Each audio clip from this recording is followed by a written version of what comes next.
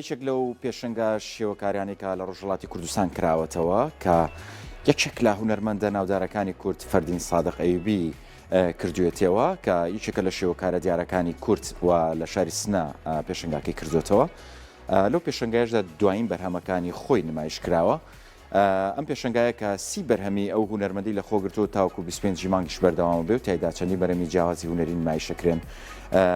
قسە و باسەکەم لەسەر پێشنگاکە و هونەرمەند خۆی ڕاستە و خۆ لە ڕۆژهەڵاتی کوردستان و لە ڕێگای سکایپەوە لەگەڵمانایە. بەڕێز فەردین سادق ئەیوبی سڵاو لێبێ، ئەم کاتت باش. سڵاو لە سنە و سڵاو لە ئاوێر و سڵاو بۆ ئەزمەر و سڵاو بۆ سلەیمانی و هەموو دانیشتوانی عەزیزی لە دڵی مندا دەژی. سڵاو لە تۆی ئەزیزیش، خۆشحاڵین بەشداریت کرد لە پرۆگرامی کورسات مەگەزین. دێمە سەر پێشنگاکەت و کردنەوەی پێشنگاکەت و نمایشکردنی تابلۆکانە. سەرەتا شێوازی کارکردنی تۆ لەم پێشنگایە چۆن بووە؟ ئەو تابلوانی کە نمایشت کردوون چ ستایل و ڕێبازێکن؟ لە خزمەتتان سپاسیدانە تابلۆوە. ئەم تابلۆگەلەش 10 دانە بە تەکنیک و هێلکاری کارکراوە. مابەقی کارەکان پشتی کۆلاژ و پۆست کۆلاژ هەستا.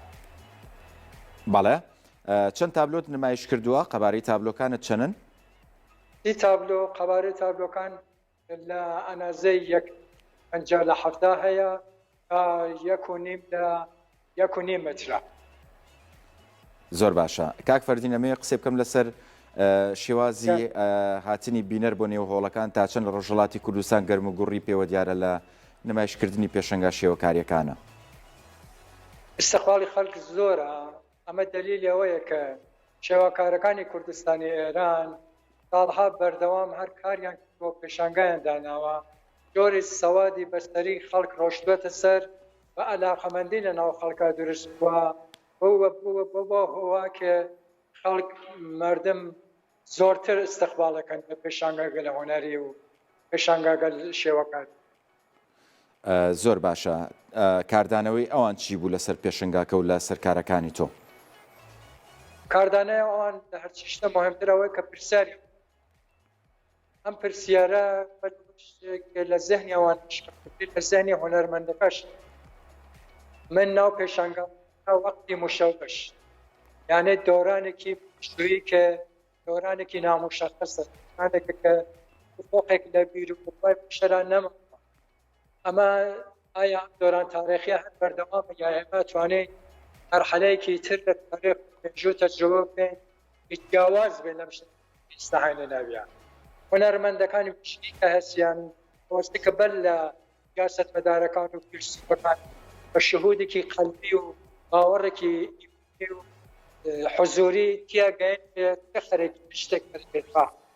ئەوە گەر باش بیرکەن بینن کە ڕۆنەسانس بەلەوەی کە لە ئەندیشەی متفەکرگەل و فیلسوفەلا خۆی نیشان بدا لە شارەکان پێتراکا و پارچیۆ لە بخەندی ژکۆن داڤینچی و سەقفی کلیسای سیستیەنە لەو کاتەی کە میکەلان کردۆ وا لە عاڵەمی مجەڕەدات دەکەشێتە خوارەوە ئەیکا بە ئینسان و ڕۆحی بە پیرەمەردێک ڕۆنەسانس شروع ئەوێت.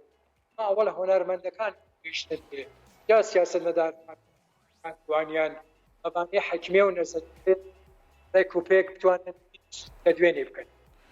زۆر باشە. مامۆستا فەردین، بەشێک لە تابلۆکان تەبینم تێکستی لەسرە، نووسینی لەسرە. ئەمە هەروەکو ستایڵێک یان خۆت حەزت کردو تێکستی لەسەر بنووسی؟ بازی لە کارەکان شعرم لە ژێریان، کارەکانیشم خۆم هەر بۆ دەلیلە بۆ شعر و نەقاشی ناوەبەیەکەوە. مەسئلە ئەوەیە کە زات هۆنەرەکان شعرە و هەموو هۆنەرەکان گەرەکیانە بەو مەرتەبەیەک بگەین بە شعر مەخسوسەن لە مەشرق زەوین خۆشحاڵاتە بەعامی. تا چەند دەستی نووسینی شعرت هەیە مامۆستا؟ وەڵا تاوە حەدێک کە مەجموعە شارێکم ئێستا ڕۆیشتۆ بۆ چاپ هەماوەیەکی دیگە دێتەوە. زۆر باشە. هەر لەسەر ستایڵی نووسینی شعرت هەر لەسەر هاوچەرخیە، واتە ئەوەی کە پێوترێ شعری حۆڕ؟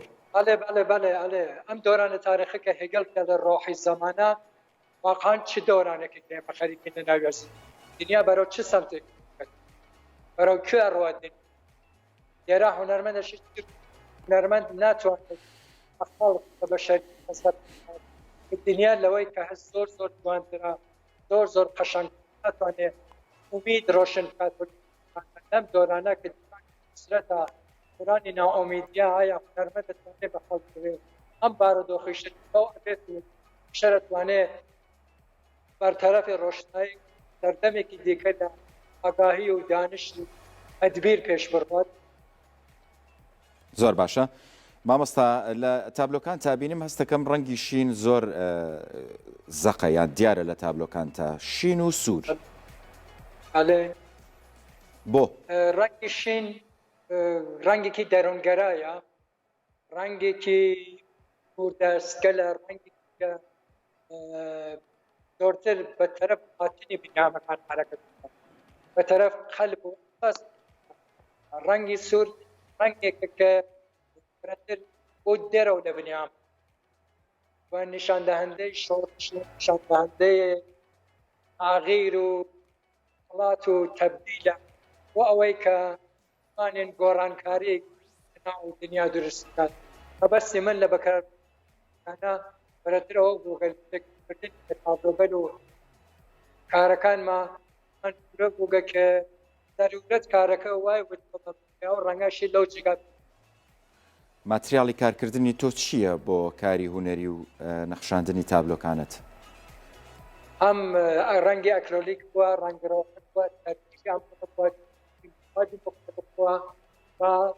بە کۆلاژ دەکانە پارچەی جیلوبەرگی کوردی ئینشاڵی لیباسەکان بە کاغەز و کاغەزگەر شتانە کە توانی جۆرێک زیوای چنینی ئەمانە کاڵکم لێ وەرگرت. مامۆستا وەک دواپرسیارم پێشنگایە نابێتە شارەکانی تری کوردستان واتە هەر لە ڕۆژهەڵات نمایشەکەی؟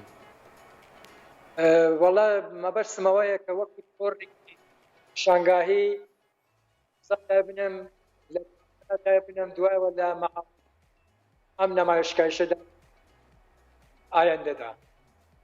زۆر زۆر سپاس بەڕێز فەردین سادق ئەیوبی، سپاس بۆ بەشداریکردن